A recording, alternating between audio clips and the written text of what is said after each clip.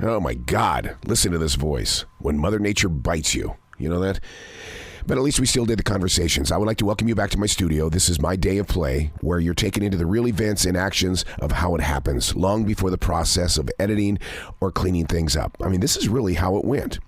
There are movie fans and lovers of Hollywood. In either case, have you ever heard of Nicholas and Joseph Schenek?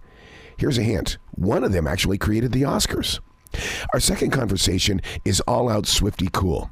We've heard so much about Taylor Swift's skills as a songwriter, but what are those songs about, and where did they come from? We're talking with Annie Zaleski. And then we're going to wrap things up with Jarod K Anderson, who's got to be a universal brother of mine. And the reason why is because we both know inside our souls how important the forest is to each and every person on this planet.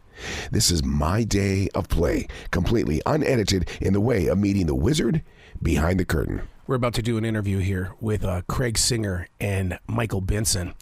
They've got a new book out called Moguls, The Lives and Times of Film Pioneers Nicholas and Joseph Schenek. Schenek, S-C-H-E-N-E-K. We'll get them to pronounce that properly. But it's going to be very interesting because, it's moments like this where I just sit back and I go, okay, how are we going to even start this conversation? And so I try to come up with something that's going to kind of knock them off balance a little bit. And I think what it is I'm going to describe the difference between a fan of films and a fan of Hollywood. Just waiting to hook up right now. Mike, good morning, AC. Doing very well. How are you, Guy?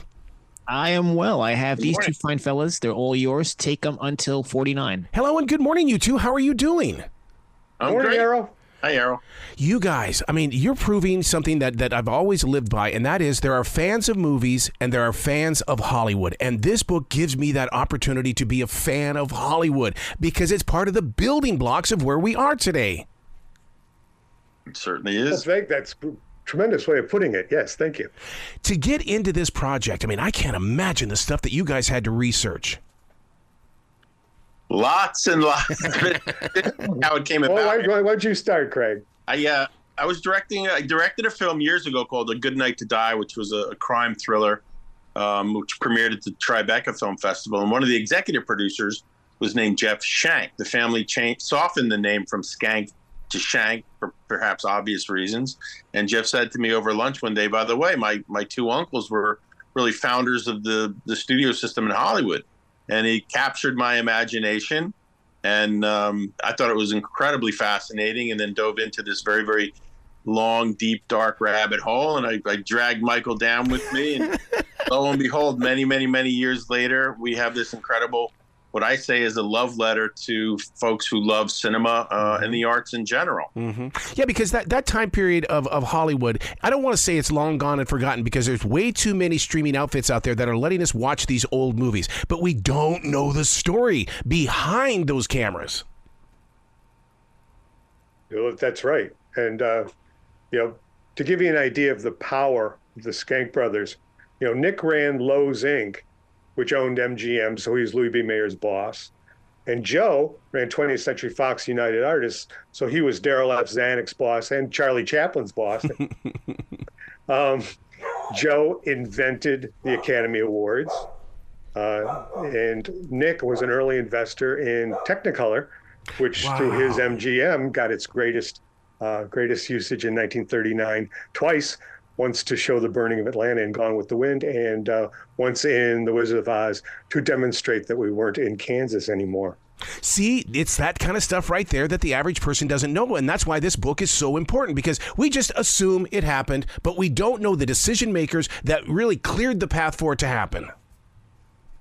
Yeah, it's so true, and it's interesting. I'm in the Producers Guild, and there was a panel once, and Terry Winter, who created Boardwalk Empire and was the lead writer on The Sopranos and wrote The Wolf of Wall Street, was one of the speakers. And afterward, I said, Terry, have you ever heard of the Skank brothers? And his eyes lit up, and he's like, yeah, I can't believe nobody's ever done anything with those two. So when Michael and I completed the book, we brought it to Terry, and he was kind and generous enough to write us what I think is a spectacular foreword. When you talk about the Skank brothers being a part of two different, basically companies, did this lead to that contract that all the actors had to eventually sign? You belong to us. Do not do a movie for them. You're in our corner. Well, sure. I think that all of the studios did their best to hang on to their stars, but they also lent stars out to other studios. There was a lot of cooperation between the studios, and part of that is because you have brothers, involved in 4 of them, and Nick has stock in Joe's companies, and Joe has stock in Nick's companies, and so it's really a very small group of men who are running things. It was very difficult for small or independent studios to get anything done, but the studios that had existed and were established worked well with one another. Yeah, to Michael's point, a lot of these guys came up together, which I thought was really fascinating, and it was really because of opportunity and vision. When they became involved in this industry, the movies were called flickers, and one of the arguments was people sit for an hour and a half and watch a movie, because it was very much novelty at the time when they got involved. It was, the waves, and it was train cars, and it was very much a stunt. And they became storytellers, and they really had the vision to create something that had never existed. So wait. You said flickers. Is that where the term "I'm going to go watch a flick" come from? Is that where it comes from? Yes. Oh my God! I see. I had no clue. Because you've seen old movies, the lights kind of go they flicker. And flickers were originally just another vaudeville act. Wow. Until it became half flickers, half vaudeville, 3/4 flickers, and some vaudeville. Maybe one live act in a movie, and then all the theaters showed movies only. Movies killed vaudeville. Wow. One of the things that you cover inside the book is the fact that the mob was coming to town. And I don't think a lot of people understand that this wasn't just a Las Vegas or a New York thing. I mean, they were coming to Hollywood. They certainly were. And the Chicago mob installed the IATSE president, who controlled the projectionist union. And they really said to the brothers, "This is what you're going to do." And then the brothers were shrewd enough to say, "Okay, but no raises for the projectionists," which really benefited them directly. So yeah, incredible. So everybody wins as long as you're not a projectionist. Even today, when I sit down and I talk with projectionists, man, they've got that confidence, man. It's when you walk into a theater and that projectionist is in there. I mean, it's like they're the real boss in that theater. That's true. I was a projectionist for 4 years. I could do a spit splice in the dark, and yeah, you're in charge. It's like a photographer at a wedding. You can just order people around. In the book, you also go into Buster Keaton, which I guess once again this is tying so many stories together, and to see Buster Keaton's name in a modern day book that just inspired me. Well, that the history up until the time we got to it was that Joe Schenek and Buster Keaton, former best friends who married sisters, had a falling out. Joe fired Buster because the General cost too much money to make, and dished him off to MGM, to Nick's MGM, where Buster sort of fell apart because he didn't get to make his own movies anymore. And it occurred to me while I was doing it that Buster Keaton was a sort of a Jackie Chan, Tom Cruise type performer, where he did his own stunts, and he was always trying to one-up himself. And since Joe and Buster were married to sisters, I think through back channels, Joe got the message that he had to have his own movies taken away from him before he killed himself. But the problem was that being just another star at MGM sort of sucked out Buster Keaton's soul, and he started to drink. So I'm sorry? And today's action stars, the top stars, really revere Buster Keaton. While he might not be a household name, certainly within the industry, he's respected and revered, and never had a bad word to say about Joe. They remain lifelong friends, and they played poker, and they went to the racetrack, and Joe was always regarded. Right. And when Joe was sick, Buster would come over and play cards with him, which is the scene that opens our book. Wow. So in reality, with the research that you guys have done, it's almost like you've kind of erased that image of I'm in the movie business, and you're bringing out the humanism of who they were as people. Well, thank you again. I think that's exactly what we were trying to do. Plus, it's not just a double biography or a film history. It works as a history of 20th century America. If you really want to know what it was like to be an American from 1900 to 1950, Moguls will do the trick. I do want to know what it was like, and maybe that's my connection to this, because I'm so addicted to black and white films, especially silent films, and to hear that Joe's wife was a silent movie star. My God, what was it like for that relationship when sound became possible? Well, have you ever seen Singing in the Rain? Lena Lamont, the actress, doesn't make the conversion to talkies because of her voice. And Norma Talmadge had made a living for 15 years with Joe as her husband and producer, making movies where she was the little girl in trouble, and in the end was saved by her, a knight in shining armor. And once talkies started, she was a 35-year-old woman with a whiskey voice. Here's how you do. And it just didn't. She couldn't have sounded less like a little girl in trouble. And she made 2 sound movies, and that was it. It's interesting, when Marcus Lowe passed away and his widow asked Nick to take over MGM because her sons were too young, one of the conditions was that she honor John Gilbert's contract. And as we know, John Gilbert's voice didn't fare too well. I love you. So that was also very interesting. And it's almost hinted upon in the film Babylon with Brad Pitt. Because you've gotten so close to Joe and Nicholas with this research and with the book, do you ever sit back and go, okay, if they were here today, how would they handle this situation we're in with AI technology? They would have been the kings of TikTok. Oh my God. I love that. well, for one thing, they would have had a huge publicity department making sure no one's afraid of AI. Yeah. AI is okay. Let AI into your house. The other thing is that nowadays, people, back then you could control the messaging.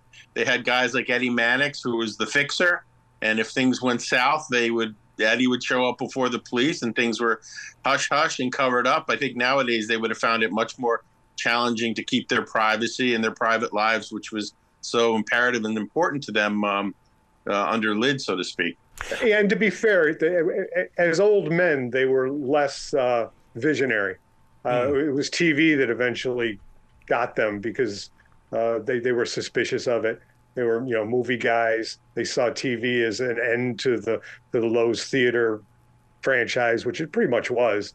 But they didn't know what to do about it. And it would have been very easy to convert their studios into TV production houses, and then just, ABC could have been MGM. Yep. If they jumped on it immediately. Wow. And to read about how they did they did business behind closed doors. I always thought that those people that ran those studios, it was always up front, and I'm the boss and this is what we're going to do. But to do it behind closed doors, I thought that was very interesting, and maybe some of us should go behind closed doors.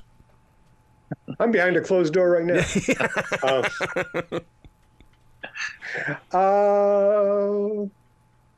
Maybe. I think to a certain degree, it's a level of deception. Yeah. America was supposed to believe that Louis B. Mayer ran MGM. America was supposed to believe that Darryl F. Zanuck ran 20th Century Fox. The fact that there are a couple of mentions of the money people back east in the movies over the years, really not intended to inform the public of how it works. This book is intended to inform the public of how it works. Yeah. What's the backstory on Marilyn Monroe's journey through this? Because, I've always thought of her as being one of the great movie stars, but there's a story here. Well, before she was a movie star, as you say, she was kind of under the tutelage of Joe Schenek. They were very good friends. They were close. I think it's not definitive of their exact relationship, but she stayed in his pool house, and he had constructed a secret tunnel from the pool house to the main house to avoid paparazzis. And I think when she did become a movie star, she always spoke very lovingly of Uncle Joe. Yeah. Yes, he had a casting room in his mansion, and a tunnel that led out to her bungalow.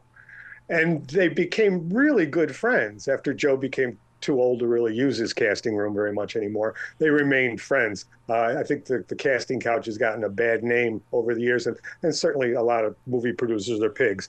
But Joe was not a pig, and he was very nice to the starlets he dated, and they all stayed his friends. Wow.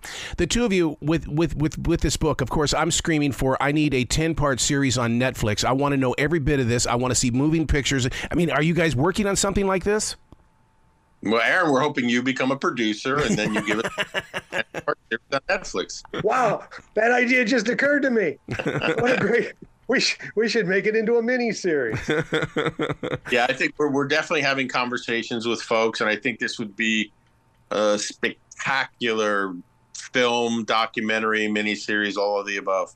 Well, don't you a movie to teach you about the movies? Yeah. Oh, see, but see, I'm a junkie like that. I've got to have that kind of stuff. But don't you think though that with this book you're showing us the wizard behind the curtain, which I love. Well, Arrow, I got to ask you one question. If in fact it was a feature film, who do you see as Nick and Joe? You know, I've got to put Johnny Depp somewhere in there, and you know what? I would team him up with Tom Cruise. Wow. Because two completely opposites, but yet they have that power. They have that staying power of trusting what they're going to bring to that storyline. Or Bradley Cooper. Bradley Cooper's another one of those guys. Love it. Yeah, absolutely. Wow. Who would you guys do? Well, I'd do Marilyn Monroe given my choice. Michael. But I'm bumped. No, you know, I have a friend I used to work with at Starlog. I have pegged for playing Joe Skank, and so it's Frank Rosner is going to play Joe Skank in my movie. Yeah. So then, as the authors of this book, do you do the trick that I do when it comes to writing stories, and you go out and you cut out pictures and say, all right, this is the person that this is going to be, and I envision this person, and when I write about them, this is who I'm going to see? Not in this case for me. I can't speak for Michael, but when I write a screenplay, I do have a vision board. But for this book, it was just mountains and mountains and mountains of information and trying to find people who were still alive, frankly, to speak to. Yeah. The one thing I can't say I didn't envision the story in movie terms, but I don't think I ever envisioned actors. I always envisioned the real people when I was writing. Yeah. Wow. So now, what's next? What is the next project you guys are going to jump on? I realize it's all about promoting this book, but it took years to get here. But now you have relinquished your passion and your drive to us. It belongs to us now. Well, you know, we do not have a project that we're partnering on at the moment. I mean, Craig can tell you what he's working on. I'm working on a book called Hollywood versus Nazis, which is an expansion of the studios versus the German-American Bund period during the Great Depression. See, once again, another area that we've always heard little rumors and little tips about it, but we don't really go into it as deep as what you're probably going to do. Right. Well, it was quite a concern. I mean, Hitler wanted Hollywood. He wanted to make it into his own propaganda machine. And although the studios received a great deal of criticism because they didn't pull the plug on German theaters as soon as they probably should have, at the same time, outside of the public view, they were financing a spy operation to infiltrate German-American Bund, Friends of New Germany, and preventing them from hurting the studios in any way. Wow. And we'll jump in and say I'm working on a few feature films. One is a thriller. Michael and I will say, have worked on some scripts in the past together, and I do give Michael all the credit for bringing Mogul to life because it was his talent and success in his previous work that enabled us to get tapped on the shoulder by the publisher and say, what do you want to do next? And Michael said, Moguls. So I want to publicly thank Michael for that. I'd like to publicly thank Craig because the first time I met him, he handed me a big box that was filled to the brim and overflowing with stuff about the Skanks. So I had a big head start when it came to research. You guys have got to come back to this show anytime in the future. The door is always going to be open for you. Thank you, Arrow. Well, you guys be brilliant today, okay? You too. Okay, thank you. Hey, coming up next, you don't have to be a Taylor Swift fan to know that she is a brilliant songwriter. But where is the real inspiration of these songs, and what are they really all about? Hello and good morning, everybody. Hi, good morning. It's the operator, and I'm calling with Annie Zaleski, the author of Taylor Swift Stories Behind the Songs, for your interview today. Absolutely. Ready to rock on this one. So, Mr. Collins, do you know when it's going to air? Yeah, I'm going to my program. This one's taped. Go in my program. Oh, I've got it for tomorrow morning. This is first thing tomorrow morning. Tomorrow morning, fantastic. So I'll go ahead and get you connected. Excellent. Hold on the line for Thank me. you. My pleasure. You will now be placed into the conference. Good morning. Good morning. How are you doing? I'm hanging in there. I bet you are, because, man, I'll tell you what, you've kind of walked on some land here that, we've all wondered, how did this song come into being? And now here it is. And it's like, I guess maybe it's the radio guy coming out in me where I get to learn this kind of stuff. But, man, but fans and Swifties are just going to cherish what you are sharing with us.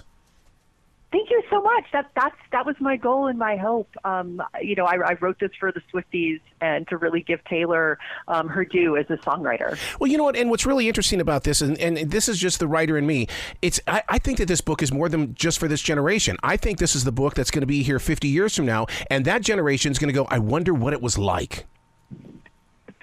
It's a very good point, and I feel like that way with looking back at her earlier songs when I was kind of doing that too, because I feel like a lot of younger fans especially weren't there when those records were released, and so they could learn about that too. And I hope so, because she is a once-in-a-generation artist that I think, like the Beatles, is 50 years from now we're going to be talking about her. But you know what, though? Nobody could predict it. I mean, I was there. Let's go back. She came to a radio station event as this new country music performer. We didn't know. We just knew she was a nice girl, and it was a fan meet and greet, and she was just this down-to-earth kid. Well, and I think that's it. People forget that. Like, absolutely. When she first started off, she was just another country singer trying to make it big. There were a lot of, kind of younger artists, in the post-Dixie Chicks, post-Shania Twain era that were trying to kind of, reach success. And, the songs were good. She had some, success, but I think you're right. I think no one could have predicted from those early days where she would have gone in her career. Going into those stories, that means that you had to sit down with those song lyrics. And the way that she writes is like going into somebody's journal. How did you feel about that? It was very interesting because you're right. I think on some level, being a longtime fan, like, oh, they're very personal, okay. But when you really dig into the songs, there's a lot of nuances that come out. When you have, Long Live, which is sort of a celebration of her band, it was very emotional. And The Best Day, which is about her mom, and so when you really, really dig into it, it was, it was striking also how sophisticated she was, even early on. And I think now, especially that she's grown as a songwriter, she's talking about mature things because she's had more life experience. But even when she was younger, she just had this like unbelievable singular knack for tapping into these really emotional, difficult situations and verbalizing them and putting them into words and making them relatable to people. Like it's, as a writer too, I really appreciate that. Well, being a mobile entertainer for 32 years and Taylor Swift being in the center of that success story, the thing is that I very rarely have I ever had any musician that I'm playing the song of where everybody on the floor is singing their songs. It happens every single time when it comes to Taylor Swift. And you've seen videos too where like there'll even be sing-alongs that start spontaneously, after concerts. Her songs just spur on people to really feel connected to each other and sing and gravitate toward the songs. It's like you can't, when you hear a song by her, you can't not sing along. Like you're just it's almost impossible not to. And I think that speaks to the catchiness of the songs. That also just speaks to the joy that people feel when listening to her music, even the sad songs. There's just really something lovely and comforting about so many of the songs in her catalog. I've sat with many, many, many Swifties because I being a radio guy, I have to know what listeners really think and why is it that her music affects them and things. But this last album with Poets and stuff, I mean, it's like we all agree that she has matured as that songwriter and that this is the next level of Taylor Swift. Oh, 100%. When I started listening to that record, it was so striking. I think Midnight's was, we were like, wow, this is a real evolution as well. And then, but when you listen to Tortured Poets Department, it's like, wow, this is even beyond that. She was really, I think the way that the breakup, that she mentioned it was about a breakup and then sort of a rebound relationship. And both of those things just affected her so deeply that she just really, dug, I think, even deeper into her psyche and to her emotions to be like, I need to just really get this out there and put this out on the table so I can move forward with my life. It's a very cathartic record too. And I think that's really, you really hear that in the songs. Do you find yourself going back and listening to those old songs that we would sing to, and you go, oh, it's got a different meaning to it because my research says this, and all of a sudden it's got because when you get that close to the lyrics and you know the lyrics, it's all of a sudden it's more than just a song you're singing, you're living it. Absolutely. It's funny a little bit, but I think now when I didn't know some of the genesis of some of the songs. Like one of my favorite songs is Red. And, I realized that I discovered she wrote it on an airplane. Like she had, like in between like tour dates or something. And I was like, wow, I don't think I've ever had an airplane ride that is that productive that I wrote a song like that. But, so now I think about those things, about like where she was in her life and where she was in her career when writing the songs. And, and on some level I knew that, but, really digging into this is, her interviews and her talking about this is why I wrote this song, this is when I wrote this song, really kind of deepened that for me and just kind of showed me, all right, this is where she was in her life, and this makes so much more sense now. And I relate to that more because I can put myself in her shoes too. Yeah. I definitely feel myself in many examples doing that. You do realize this is a book that's not going to sit on a shelf. It's going to be either by the bed or it's going to be on someone's desk in their bedroom. And the reason why is because the fans of Swifties and those that are still discovering her are going to experience something in life, and they're going to go through this book and they're going to say, oh my God, I'm going to learn from this because Taylor did. She went through it, so therefore I can learn. I hope so. And, because I think you really hit the nail on the head why, she is such a superstar and has such an enduring career is that no matter what you're going through in life, there's a Taylor Swift song for it. And, even if it's your favorite song and, and like I always say that my favorite Swift song, changes from day to day and week to week. And, depending on the mood I'm in or what I've gone through. And I think it's very similar to that, on a given day, I relate to one song more than others. Maybe I'm angry and I relate to this song, or I'm sad and I relate to another song. But it's true. She really is like a friend speaking to her fans, in her music, and it's kind of a comforting ear. No one is alone because Taylor's gone through something similar, and her music really conveys that. Well, and not only just in print, but I saw the Eras concert tour, and to experience that, that's showmanship. And to me, it starts in the writing, and the writing is what you studied. You're bringing so many worlds together inside this book. Well, absolutely. And, if the songs weren't good, if she wasn't such a fantastic writer, the Eras tour wouldn't hold up, and she wouldn't be as big as she is, artists are lucky if they write, 3, 4, 5 timeless songs in their career. She's written 10 times that, she's written these songs that are just, transcending genre, that are kind of transcending generations, because they're just so good. She is just, I think all of us as writers could hope to be as half as good of a songwriter as she is. Yeah. And, then the Eras tour really brought that out, and she really emphasized that, especially with the song choices and what she decided to focus on and spotlight in her various albums. And so it's a great balance. I got to be honest with you, because we've seen Taylor Swift grow up around our world. I was so afraid of that year number 27 with her, because the mystery that goes around that and how many I was horrified for number 27. And I'm so glad that where she is right now, because now the future belongs to not only Taylor, but it belongs to the fans as well.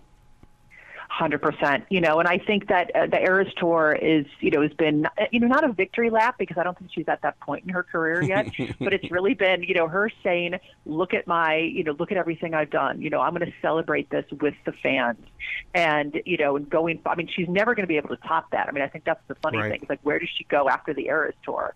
That'll be the most fun thing to kind of figure out, but you're right, that fans are going to go with her at this point. And, and see, it's a fun ride, I guess, at the very least. Where I hope she goes is I hope she falls so madly and deeply in love that we get to see that and we get to experience it. And it's not going to be through a song, but it's going to be physically, going through it with her. You know what I mean? Absolutely. And I think we're seeing that, I think her and Travis Kelce, I think, are very well matched in terms of, they're very family oriented. They're very, they respect each other. They really, cheer on each other at work, obviously, literally. But they just really, and you can tell Taylor is happier too. And so I think we all want that for her, especially because I think everyone kind of roots for her to be successful in all areas of her life. On my copy of this book, there's a gigantic blue dot on it. Is it only exclusive at Walmart? That's a good question. So you have the Walmart exclusive version. Okay. There's another cover actually, and so that you're lucky because you have an exclusive cover and then exclusive prints, and that's available at Walmart. But the regular trade edition is actually kind of reputation coded. There's a black and white cover of the book, and she's kind of it's a live version. It's very dramatic, and so that's the cover you see in most bookstores and online retailers when you buy them. Oh, this book is so emotional. I can't wait to talk with other Swifties that really experienced this book. Oh, thank you. I cannot wait either. It just came out today, so I'm going to be very excited to see the reaction to it. I love it. Please come back to this show anytime. The door is always going to be open for you. I would love that. Excellent. Well, you be brilliant today, okay, Annie? Thank you so much, and you as well. Thank you. I talk a lot about my forest, so much so that I've turned it into several different podcasts. Coming up next, I'm not the only one. Hello and good afternoon. Hey, it's Jarod Anderson calling in. What's going on, Jarod? Not much. Are you sitting in a forest right now? No, I'm afraid not. Oh, man, then you should be jealous of me because I live in a forest. Oh, hey, nice. This has been my baby since 1992, and boy, I'll tell you what, I mean, your book just speaks just volumes of what's truly found out there inside those trees. It's so good to hear that. It's amazing because, I mean, one of the things that I've always studied for the past, 30 years or so is Ted Andrews and the power of, totem animals. And what does your book do? It starts focusing in on the very animals I've studied over the years. Yeah, it was an interesting question for me to figure out how to organize that book, right? Because I had a story I wanted to tell. I wanted to talk about mental health, but all of that can be too big until you kind of focus it down on an organizing principle. And for me, the one that made the most sense was, seasons and animals and trees that all sort of mean something to me. What drew you to the forest? Geez, I don't remember a time without the forest, honestly. I sort of grew up in a rural town in Ohio, and some of my earliest memories are taking daily nature walks with my mom to notice, which spring ephemeral was blooming, or hear the call of a green heron nearby. And so that's just always been kind of a foundational part of how I make friends with the world. That's every bit the reason why I take a transition walk every day, and it's because it gives me an opportunity to go through the transitions that we all move through on a daily basis. The person you are in the morning versus who you change into, in the afternoon. You've got to be able to separate those things and take in the stories of the birds. Yeah, transition's huge, and that was something that I had trouble kind of acclimating toward in my own mental health journey. Kind of this idea that there are daily transitions, sure, but then in my own mind, in my own inner landscape, there are also seasons and weather. Yep. And learning to recognize it and come to terms with it, not as a thing to fight or to push against, but just sort of to recognize and be on good terms with. Yeah, and what's really important about this book, especially the timing of this book, is that we're about ready to go through daylight savings time. And this book right here would serve as a great tool for readers. And the reason is because they too will go through changes too, like you talked about the seasons. And a book like this helps them understand, I can do this. Yeah, I mean, one of the main metaphors that I found helpful that I talk about in the book is this idea of brain weather. Yeah. Because one of the big stumbling blocks for me in pursuing mental health was just overwhelming shame. Mm-hmm. Shame that, I didn't deserve healing, or I wasn't worth the effort to try to pursue health or contentment or happiness. What's the point?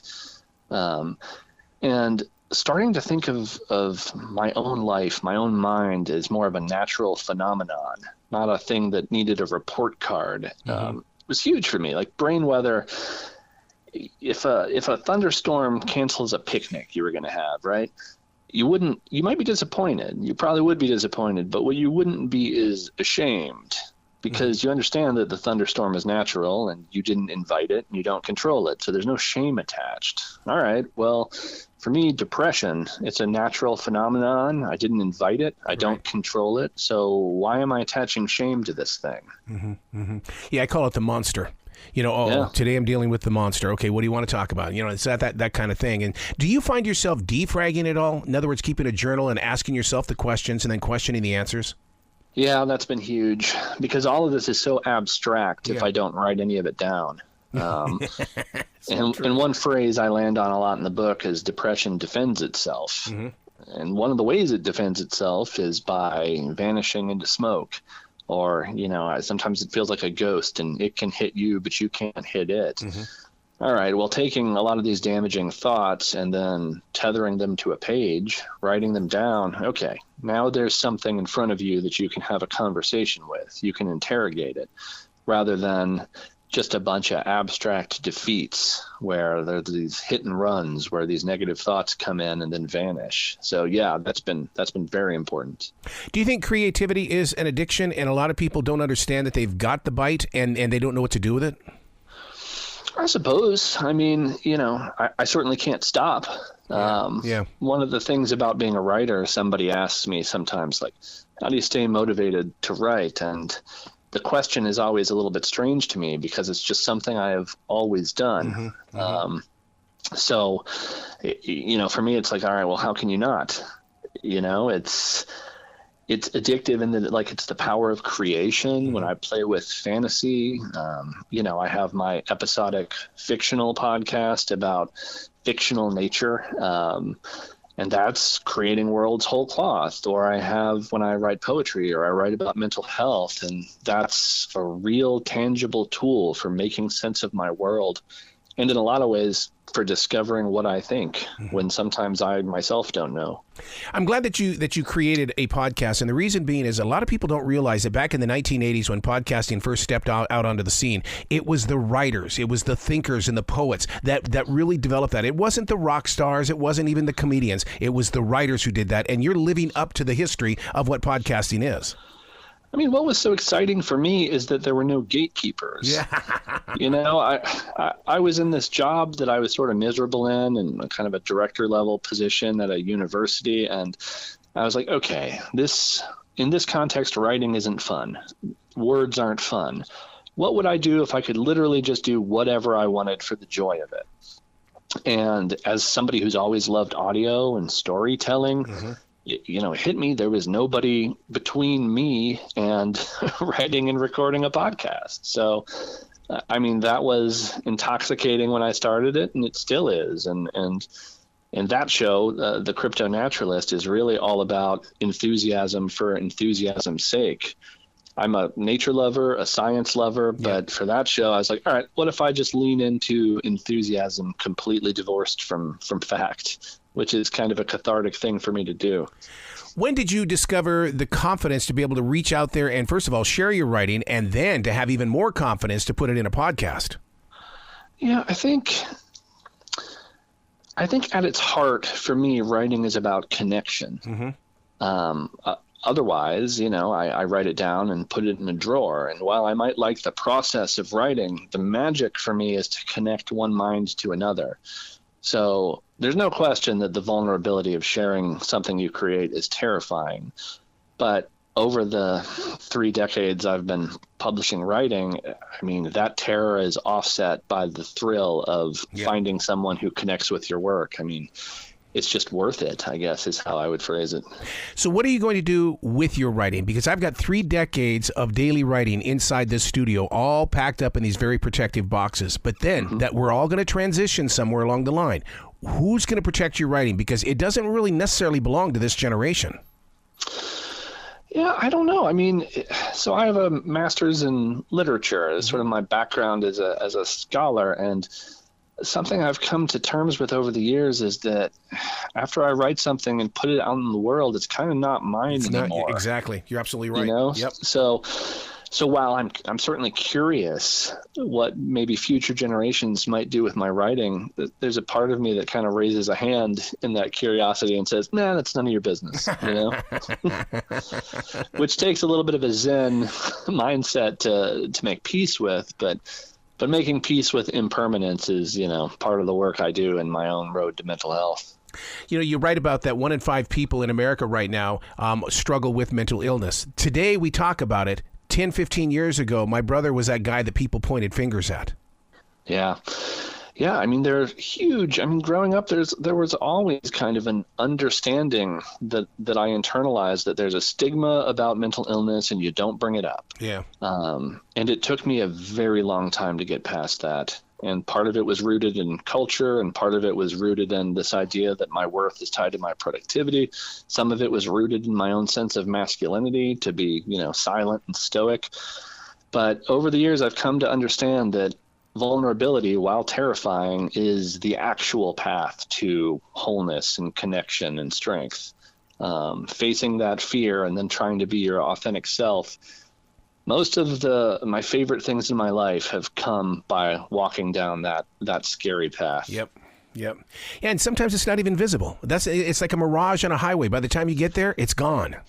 Yeah, absolutely. Dealing with that moment, though, Jarod, I mean, how do you put yourself back together and keep it together? Dealing with vulnerability? Yeah.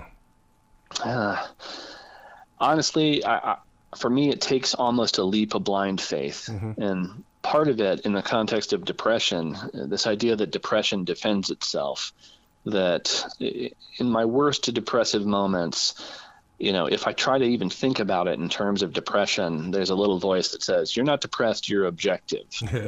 Other people are depressed. You're just recognizing a broken world and a flawed life, and on and on and on. And so the idea of seeking therapy or medication, or even, our own agency to make meaning, it takes a kind of strange blind faith, because what are you talking about? You're talking about vulnerability in the service of altering your own perspective on the world, mm-hmm. which almost takes a level of magical thinking. Yeah. But that was the entrance to the path for me, and it's made all the difference. When it comes to you taking the walks through the forest and being a part of the trees, I don't know if you have just one little forest that you go to or if you share it with several, but what are you giving back to the forest since you are receiving so much? I mean, I have all of these little rituals that I don't know, that I have to kind of smile at and be like, well, maybe this is magical thinking and maybe it's not. Mm-hmm. Maybe my thoughts influence this, but I mean, I have a tendency to touch trees and say thank you on absolutely. My way out. Mm-hmm. And, I have more than once pressed my forehead to the living wood and, thought gratitude into the tree or out into the world. And, gratitude, I feel like, is a gift to ourselves as much as it's a gift to our world. Mm-hmm. And, I really feel in kind of a deep intrinsic way that the thoughts we bring with us really do shape our reality. I just did some research on can a tree hear you? And the research that I came up with was that no, trees can't hear you, but they feel your touch. So that was very interesting that you said that you actually go up and touch the tree. They love that.